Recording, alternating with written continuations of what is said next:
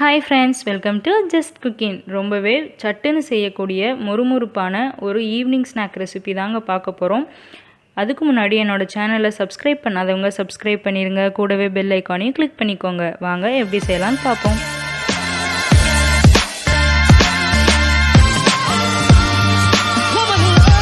First நம்ம chilli flakes எப்படி ready பண்ணுறதுன்னு பார்ப்போம். வெறும் வானிலையில் 3 வரமிளகா போட்டுக்கோங்க. அது நல்லா ட்ரை ரோஸ்ட் பண்ணிக்கணும். லைட்டாக கலர் மாறி வரவும் மிக்சி ஜாரில் போட்டு இந்த மாதிரி ஒன்று பாதியாக அரைச்சி வச்சு காரங்க வரமிளகா இந்த மாதிரி இடித்து யூஸ் பண்ணிக்க போகிறோம். 1/4 கப்பு அளவுக்கு நல்லா வேக வச்சு மசிச்ச உருளைக்கிழங்கு எடுத்துக்கோங்க. 3/4 கப்புக்கு நல்லா வறுத்த ரவை எடுத்துக்கோங்க. 1 டேபிள் ஸ்பூன் கிட்ட ஜீரகம் யூஸ் பண்ணிக்கலாம். 1 டேபிள் ஸ்பூன் கிட்ட இஞ்சி பூண்டு பேஸ்ட் எடுத்துக்கோங்க. இப்போது நம்ம ரவை எப்படி ரெடி பண்ணலான்னு பார்ப்போம். அதுக்கு ஒரு வானிலையில் 1 டேபிள் ஸ்பூன் கிட்ட எண்ணெய் விட்டுட்டு நம்ம எடுத்து வச்சுருந்த 3/4 கப்பு ரவை போட்டுக்கோங்க. அதை ஒரு 2 செகண்ட் கிட்ட லைட்டாக வறுத்து விட்டுக்கோங்க. நல்லா உங்களுக்கு ரவை குழஞ்சி வரணும். அதுக்காக தான் நம்ம இந்த 2 செகண்ட் கிட்ட நம்ம நல்லா வறுத்துக்கிறோம். இப்போது 1 டம்ளர் கிட்ட தண்ணி விட்டுட்டு நல்லா வேக வச்சு குழஞ்சி வர மாதிரி எடுக்கணும். நல்லா பொட்டேட்டோவும் உங்களுக்கு ரவையும் நல்லா பிசையும் போது நல்லா ஒன்று சேரணும். அதுக்காக நம்ம நல்லா குழஞ்சி தான் வேக வைக்கணும். உங்களுக்கு ஒரு 5 நிமிஷத்துலேயே பார்த்தீங்கன்னா நல்லா வெந்து குழன்னு நல்லா சுருண்டு வந்துடும். நல்லா கெட்டியாக உங்களுக்கு வெந்து குண்டு குண்டாக தெரியும் ரவை. அந்த ஸ்டேஜில் நம்ம ஸ்டவ்வை ஆஃப் பண்ணி நல்லா ஆற வச்சுக்கலாம். பாருங்கள் எவ்வளோ தூரம் கெட்டியாக ஆயிடுச்சுன்னு. இந்த மாதிரி சாஃப்டாகவும் இருக்கணும். உங்களுக்கு நல்லா பிசையும் போது நம்மளுக்கு சூப்பராக வரும்.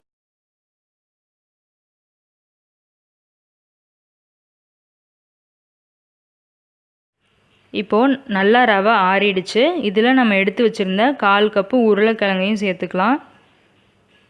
நல்லா மசிச்சுருக்கணும். உருளைக்கிழங்கும் நல்லா வெந்து மசிச்சு வச்சுக்கோங்க.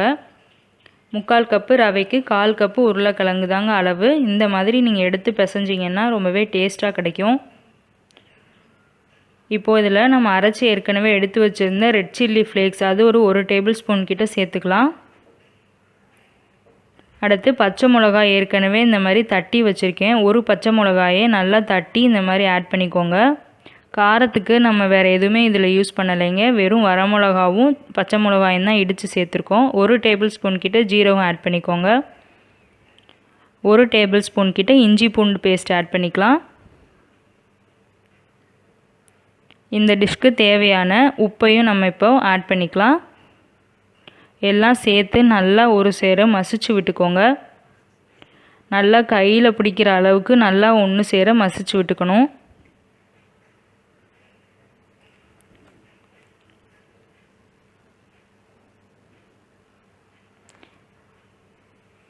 நல்லா மசிச்சு விட்டு எல்லா காரமும் எல்லா சைடும் இருக்க மாதிரி பார்த்துக்கணும். இல்லைன்னா ஒரு சைடே தங்கிடும் காரம்லாம். எல்லாம் ஒரு சேர நல்லா மசிச்சு நல்லா ஒரு பால் ஷேப்க்கு உருட்டி வச்சுக்கோங்க. நல்லா ஒரு மாவு பதத்துக்கு வந்துடும். நீங்கள் நல்லா அழுத்தம் கொடுத்து பிசைஞ்சிங்கன்னா பாருங்கள். இப்போ நான் நல்லா ரெடி பண்ணி வச்சுட்டேன். இப்போ நல்லா மசிச்சு நம்ம எடுத்து வச்சாச்சு. இதை எப்படி நம்ம உருட்டலான்னு பார்ப்போம். 2 கையிலையும் கொஞ்சமாக எண்ணெய் விட்டுட்டு சின்னதாக ஒரு உருண்டை ஷேப்க்கு எடுத்துக்கோங்க மாவு.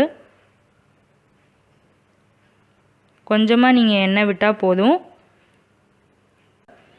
உருட்டிட்டு நல்லா கையில் வச்சு இந்த மாதிரி தேய்ச்சிங்கன்னா உங்களுக்கு நல்லா ராடு ஷேப்க்கு கிடச்சிரும். பாருங்கள் இந்த மாதிரி நல்லா உருட்டிக்கோங்க. பால் கொழுக்கட்டையெல்லாம் நம்ம தேய்ப்போம் இல்லையா, அந்த ஷேப்க்கு வர்ற மாதிரி நீளமாக நல்லா இந்த மாதிரி லைட்டாக அழுத்தம் கொடுத்து உருட்டினீங்கன்னா ஒரு நீல வாக்கில் உங்களுக்கு கிடச்சிரும். நல்லா ஒரு ஸ்டிக் ஷேப்க்கு வந்துடும். கொஞ்சம் தடிமனாகவே இருக்கணும். அப்போ தான் எண்ணெயில் போடும்போது உங்களுக்கு உடையாமல் வரும். நீங்கள் மெலிசாக உருட்டிட்டிங்கன்னா பிரிஞ்சு வந்துடும் எண்ணெயில் போடும்போது.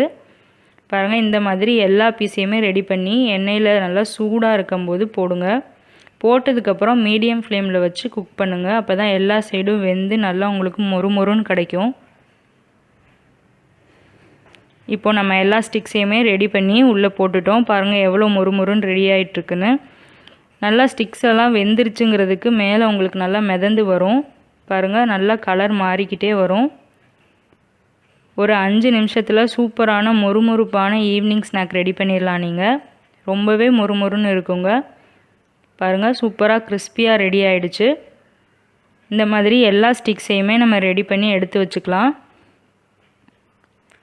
எல்லா பக்கமுமே ரொம்ப கலர்ஃபுல்லாக ரெடி ஆகிருக்கு. சட்டுன்னு செஞ்சிடலாம் நீங்கள். ரொம்பவே டேஸ்ட்டான ஒரு கிறிஸ்பி ஸ்நாக்காக இருக்கும். கண்டிப்பாக வீட்டில் ட்ரை பண்ணி பாருங்கள். டேஸ்ட் எப்படி இருக்குன்னு சொல்லி கமெண்ட்ஸில் சொல்லுங்கள். வீடியோ பிடிச்சிருந்தா ஷேரும் பண்ணுங்கள். மறக்காமல் சப்ஸ்கிரைபும் பண்ணிடுங்க. அடுத்த வீடியோவில் பார்ப்போம்.